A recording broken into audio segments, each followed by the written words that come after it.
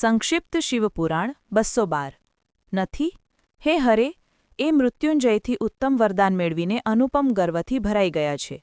બ્રહ્માજી કહે છે, હે નારદ, મહાત્મા દદીચીની અવધ્યતાના સમાચાર જાણીને શ્રીહરિએ મહાદેવજીના અતુલિત પ્રભાવનું સ્મરણ કર્યું. પછી તે બ્રહ્મપુત્ર રાજા ક્ષુવને કહેવા લાગ્યા કે હે રાજેન્દ્ર, બ્રાહ્મણોને ક્યાંય થોડો પણ ભય નથી. હે ભૂપતે, વિશેષતઃ રુદ્રભક્તો માટે તો ભય નામની કોઈ વસ્તુ છે જ નહીં. જો હું તમારા તરફથી કશું કરું તો બ્રાહ્મણ દદીચીને દુઃખ થશે અને એ મારા જેવા દેવતાને માટે શાપનું કારણ બની જશે.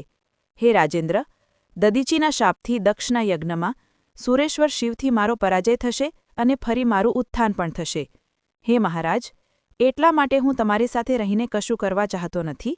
હું એકલો જ તમારે માટે દદીચીને જીતવાનો પ્રયત્ન કરીશ. ભગવાન વિષ્ણુના આ વચન સાંભળીને ક્ષુવ બોલ્યા, બહુ સારું, એવું જ થાઓ. આવું વચન કહીને તે એ કાર્ય માટે મનમાં ને મનમાં ઉત્સુક થઈ પ્રસન્નતાપૂર્વક ત્યાં જ રહી પડ્યા.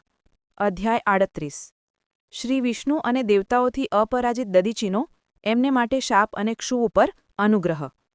બ્રહ્માજી કહે છે, હે નારદ, ભક્તવત્સલ ભગવાન વિષ્ણુ રાજા ક્ષુવનું હિત સાધન કરવાને માટે બ્રાહ્મણનું રૂપ ધારણ કરીને દદીચીના આશ્રમે ગયા. ત્યાં એ જગદ્ગુરુ શ્રીહરિએ શિવભક્ત શિરોમણી બ્રહ્મર્ષિ દદીચીને પ્રણામ કરીને ક્ષુવના કાર્યની સિદ્ધિ માટે તૈયાર થઈ એમને આ વાત કહી. શ્રી વિષ્ણુ બોલ્યા, હે ભગવાન શિવની આરાધનામાં તત્પર રહેનારા અવિનાશી બ્રહ્મર્ષિ દદીચી, હું તમારી પાસેથી એક વરદાન માંગુ છું, એ તમે મને આપી દો. આ પ્રકારે કહ્યું. ક્ષુવના કાર્યની સિદ્ધિ ચાહનારા દેવાધિદેવ શ્રીહરિની આ પ્રકારની યાચના કરવા પર શૈવ શિરોમણી દદીચીને શીઘ્ર જ ભગવાન વિષ્ણુને દદીચી બોલ્યા, હે બ્રહ્મન, આપ શું ચાહો છો એ મને જ્ઞાન થઈ ગયું છે. આપ ક્ષુવનું કામ બની જાય એટલા માટે સાક્ષાત શ્રીહરિ બ્રાહ્મણનું રૂપ ધારણ કરીને અહીં આવ્યા છો. એમાં જરાય સંદેહ નથી કે તમે પૂરેપૂરા માયાવી છો. કિંતુ હે દેવેશ, મને ભગવાન રુદ્રની કૃપાથી ભૂત, ભવિષ્ય અને વર્તમાન ત્રણેય કાળનું જ્ઞાન સદા મારામાં રહ્યા કરે છે. હે સુવ્રત, હું આપને જાણું છું. આપ માયાહારી શ્રીહરિ અને વિષ્ણુ છો.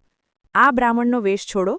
દુષ્ટ બુદ્ધિવાળા રાજા ક્ષુવે આપની આરાધના કરી છે, એટલા માટે આપ પધાર્યા છો. હે ભગવન, હે હરે, આપની ભક્તવત્સલતાને પણ હું જાણું છું. આ છળ છોડી દો, તમારા સ્વરૂપને ગ્રહણ કરો અને ભગવાન શંકરના સ્મરણમાં મન લગાડો. હું ભગવાન શંકરની આરાધનામાં લાગેલો છું.